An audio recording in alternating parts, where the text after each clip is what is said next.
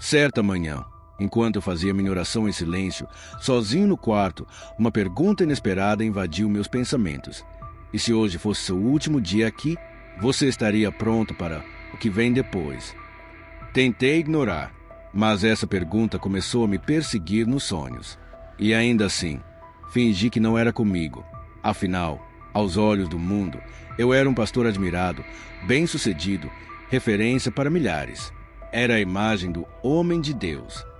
Mas para o próprio Deus, eu tinha me tornado só mais alguém que usava o púlpito para atrair olhares, e não para refletir sua glória. Meu nome é Frank Harris. Durante mais de 4 décadas, preguei em igrejas lotadas por todo o estado do Texas. Meus vídeos circulavam o país. Eu era presença garantida em grandes conferências, cruzadas, programas cristãos. Sem perceber, virei um símbolo, uma marca, um nome, um rosto. E essa fama foi, pouco a pouco, abafando a voz do Espírito dentro de mim. No início, tudo parecia estar no lugar. Eu jejuava, orava, buscava. Mas com o tempo, algo dentro de mim foi se corrompendo de maneira quase imperceptível. Como uma infiltração oculta, silenciosa, mas fatal. Quando passei a me importar mais com a reação do público do que com a aprovação do céu, eu deveria ter parado. Quando comecei a medir a eficácia de um sermão pelos aplausos no final, já era um sinal. Mas não parei, porque afinal, almas estavam sendo alcançadas, certo? A rotina era implacável. Viagens, cultos, vídeos, devocionais. O problema é que a Bíblia, antes fonte de vida, virou material de trabalho. A oração virou compromisso. O altar virou palco. Eu virei técnico naquilo que um dia foi paixão. Sabia emocionar, cativar, mover multidões, mas já não era movido por Deus. Marta, minha esposa, tentou me alertar tantas vezes. Dizia que minha voz estava mais alta do que a dele, que eu falava como estrela, não como servo. Eu sorria, dava um beijo em sua testa e dizia: amor, é só o peso do ministério. Mas lá no fundo, eu sabia que ela tinha razão. As redes sociais só jogaram gasolina no incêndio. Cada curtida alimentava meu ego. Cada comentário era um aplauso digital. Comecei a buscar isso como um viciado anseia a próxima dose. E a presença de Deus se tornou rara, distante, silenciosa. Ainda me chamavam de homem de Deus, mas eu já não andava mais com ele. Me tornei um profissional da fé. Sabia o que dizer, como dizer, quando dizer, mas dentro de mim, só vazio. Nunca deixei a fé, nunca caí em escândalos, nunca abandonei o ministério. Mas meu coração, esse se afastou da humildade. E isso foi bastante para que o céu deixasse de ouvir minha adoração. Eu era líder, mas não mais servo. Uma referência, mas não mais exemplo. Falava de santidade, mas com orgulho escondido atrás do paletó.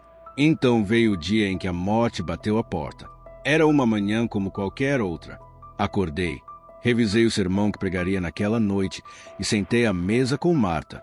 Ela me observava em silêncio, como se quisesse dizer algo, mas não disse. Eu estava exausto, não no corpo, mas na alma. Carregava um cansaço profundo, indescritível. O culto daquela noite prometia. Igreja cheia, visitantes, câmeras. Eu, como sempre, no centro. Preguei com intensidade. A multidão reagia, chorava, aplaudia. Eu dominava o ambiente. Mas então, algo mudou. Um zumbido tomou minha mente. O som do microfone desapareceu. Minhas mãos começaram a tremer. A visão ficou turva. Uma dor cortante atravessou meu peito. Meus joelhos cederam. E o altar, que tantas vezes me ergueu aos olhos dos outros, se tornou o chão da minha queda. Vi pessoas correndo, gritos, confusão. Mas dentro de mim, um silêncio brutal, gélido. A ausência, o medo. Não o medo da morte, mas do que viria depois. Eu temia encarar aquele de quem falei por tantos anos, mas com quem eu já não tinha mais intimidade. Minha respiração falhava. O coração batia como martelos contra a eternidade. E então, tudo parou. Achei que tinha desmaiado, mas o que veio a seguir não se compara a nada que eu já tenha pregado. Abri os olhos, mas não eram os olhos do corpo. Eu me vi, caído no altar, rodeado por pessoas em pânico. Flutuava, sem peso, sem corpo, mas com plena consciência. Eu estava morto e sabia disso. O mais perturbador não foi ver meu corpo ali, foi sentir o vazio ao me afastar dele, um abismo sem fim, e a sensação esmagadora de que algo ou alguém me esperava, mas não com braços abertos, e sim com julgamento. Tudo que preguei, todas as palavras que usei, desfilavam agora diante de mim como folhas secas, sem vida, sem raiz, obras sem presença, impactos sem verdade. Tentei gritar, orar, clamar, mas não havia som, só consciência e uma dor que atravessava a alma. Eu passei a vida falando sobre Deus, mas havia muito tempo que deixei de andar com Ele. Não vi anjos, não ouvi louvores. Vi um véu rasgado, o véu que escondia minha imagem pública da minha realidade espiritual. E do outro lado, uma presença que eu não podia mais enganar. O silêncio era absoluto, como se o universo inteiro tivesse parado para me encarar. Eu flutuava entre o que fui e o que me tornei. E ali, naquele espaço onde não havia tempo, nem chão, nem paredes, apenas verdade, eu soube. A eternidade tinha chegado. Era como se eu estivesse sendo vigiado, mas não por olhos humanos. A sensação era mais profunda.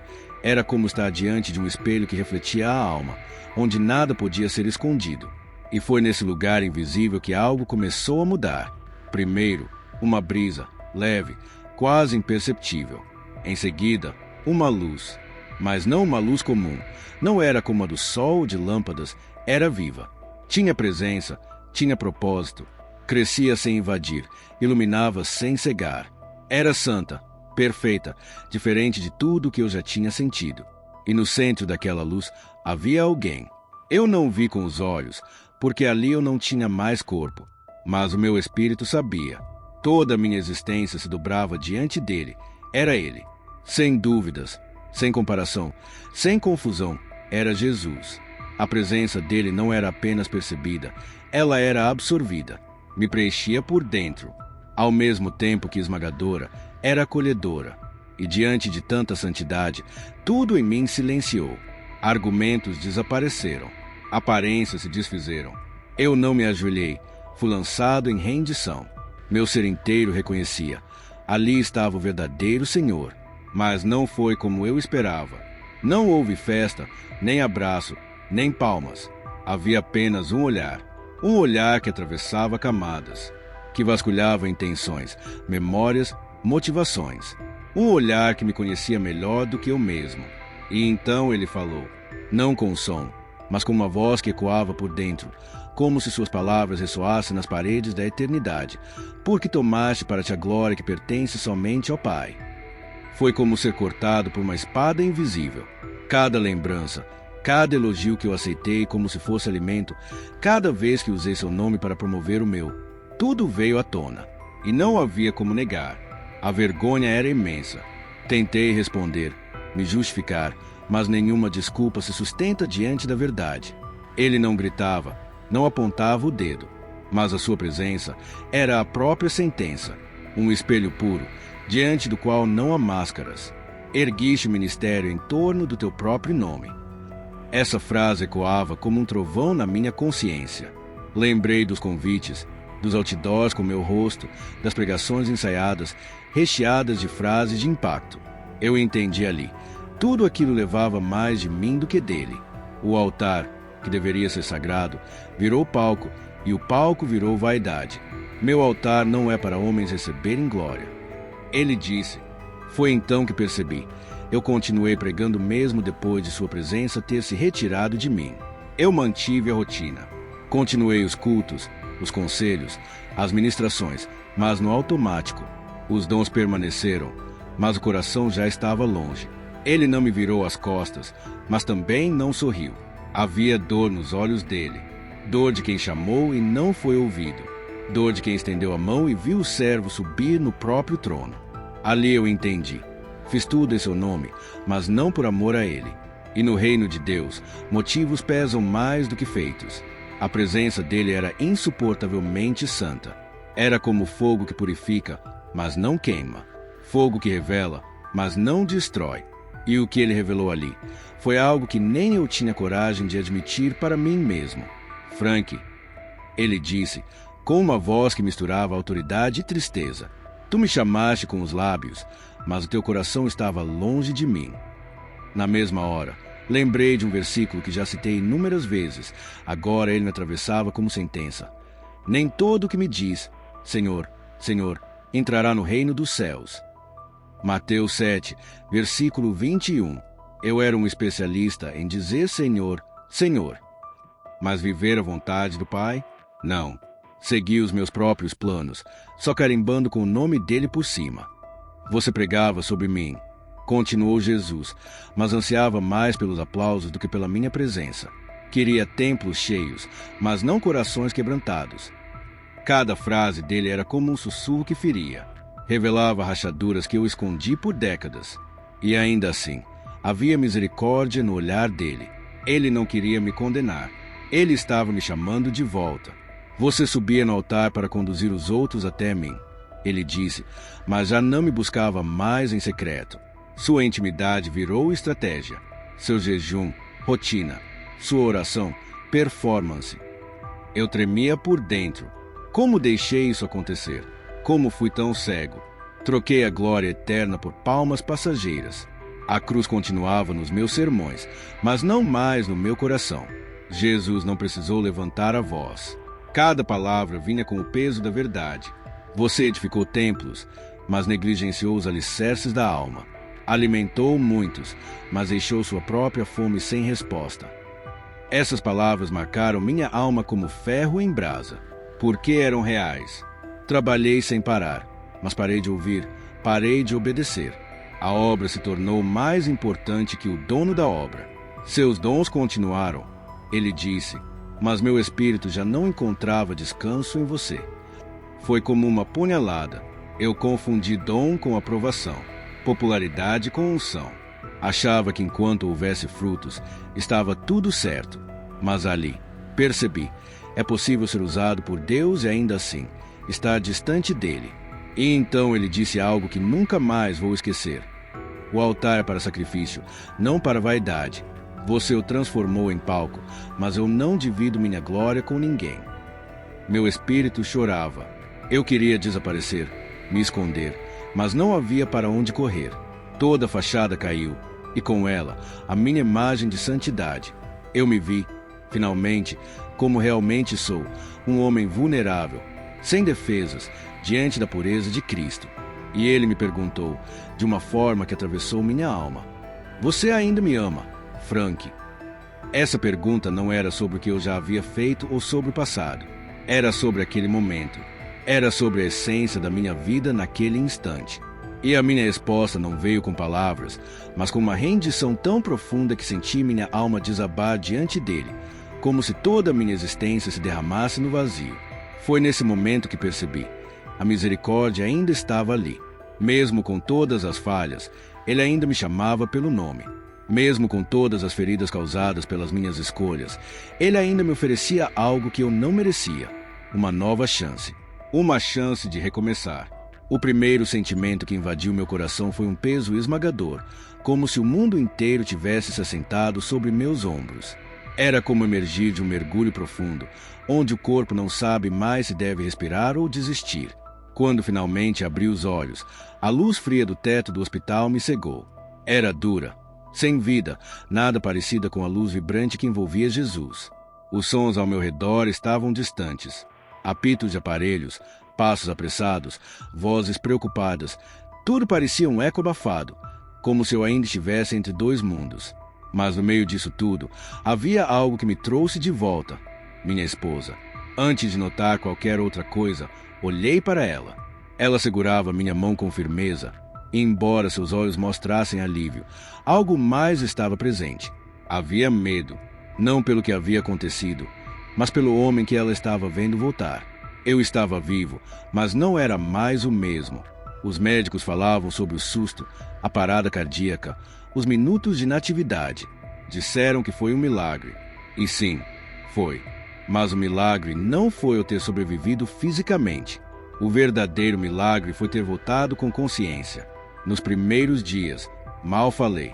Ficava deitado, olhando para o teto, tentando organizar tudo que havia vivido. Como explicar o que fui capaz de ver, ouvir, sentir? Como transmitir algo que ultrapassa as palavras? Como traduzir um encontro com a eternidade, quando nem a mente consegue processar tudo? Não havia como desligar.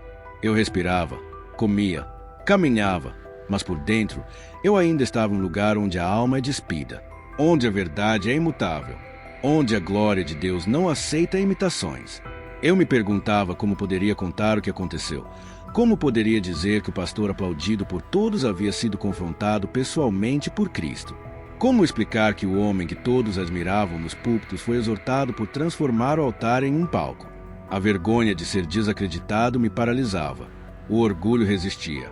E por mais que eu quisesse gritar ao mundo sobre o que vivi, uma parte de mim sussurrava que seria mais fácil calar. Falar significaria admitir que passei anos errado. Significaria descer de um pedestal feito com palavras bonitas, mas motivações vazias. Na primeira vez que tentei contar, percebi a reação do outro pastor. Havia espanto, desconforto. Ele me ouviu atentamente, mas ao final disse: talvez tenha sido um sonho, um delírio do coração enfraquecido. Aquelas palavras me feriram, mas não porque me chamaram de sonhador. Eu senti dor porque, no fundo, sabia que se fosse o homem de antes, eu teria reagido da mesma forma. Alguns diziam: glória a Deus pela sua cura. Mas o que eu queria falar não era de cura. Eu queria falar sobre o confronto, a correção, o alerta. Mas ninguém quer ouvir sobre estar errado. Ninguém quer saber que o céu não está aplaudindo as palmas da terra. Eu me senti sozinho. Não no hospital, não em casa, mas dentro da própria fé. Como se tivesse voltado para um mundo onde todos ainda estavam pregando, mas poucos estavam ouvindo. Foi então que percebi o quão difícil é viver transformado em um ambiente onde a maioria apenas finge a transformação. Comecei a escrever. Pegava cadernos e despejava tudo. As palavras que ouvi, os sentimentos que vivi, os versículos que agora queimavam em mim. Eu escrevia para não enlouquecer, porque no fundo, sabia que esse testemunho um dia precisaria ser compartilhado. Mas contar significava se expor. E se expor significava morrer para a reputação. Morrer para a reputação era exatamente o que eu mais precisava fazer. Depois daquele dia, minha vida nunca mais seria a mesma. Não era mais uma escolha, era uma questão de sobrevivência espiritual. Eu morri e voltei com uma missão que queimava dentro de mim como fogo. Não para construir novamente um ministério de aparência, mas para restaurar o altar do meu coração. Tudo mudou. Minha maneira de falar, de pensar, de viver. As palavras que antes buscavam impacto agora buscavam verdade. Os cultos que antes eram produzidos como espetáculos agora se tornaram encontros de arrependimento. Eu desci do palco, abandonei os holofotes. Comecei a ministrar em silêncio, com temor, não para conquistar aplausos, mas para resgatar corações. Foi doloroso. Morrer para o ego é sempre uma agonia. Morrer para a vaidade, para o reconhecimento, para o orgulho, é um processo de luto. Um luto pelo velho eu. No funeral interior, enterrei o homem que pensava poder servir a Deus sem ser moldado por ele. Voltei ao quarto secreto, dobrei os joelhos como nos primeiros anos. Falei pouco, apenas chorei. E naquele chão frio da minha intimidade, reencontrei o calor da presença de Deus que eu havia perdido. Não porque ele se afastou, mas porque eu me exaltei demais para percebê-lo. Hoje, cada vez que subo ao altar, faço uma pergunta a mim mesmo. Estou subindo para exaltar quem? Se a resposta não for Jesus, então eu desço, porque aprendi que o púlpito não é lugar de vaidade, é lugar de rendição.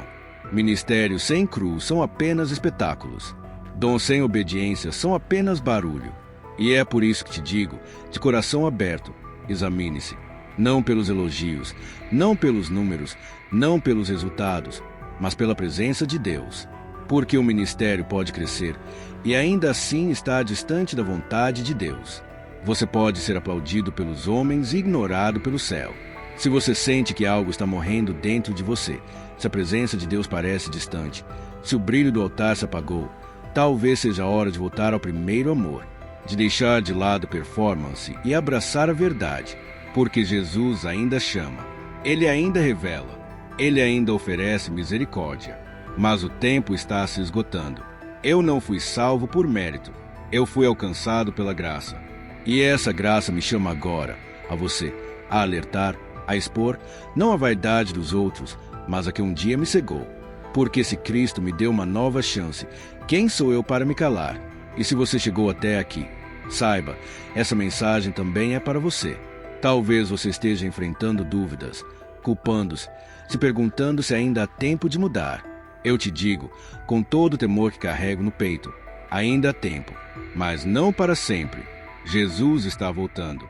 Quando ele vier, não virá procurar pregadores carismáticos. Ele virá buscar servos de coração quebrantado. Ele não virá por fama, mas por fidelidade. Não virá por reputação, mas por arrependimento. Muito obrigado por assistir até aqui. Não se esqueça de se inscrever no canal e ativar as notificações para não perder nenhum testemunho. Nos vemos no próximo vídeo.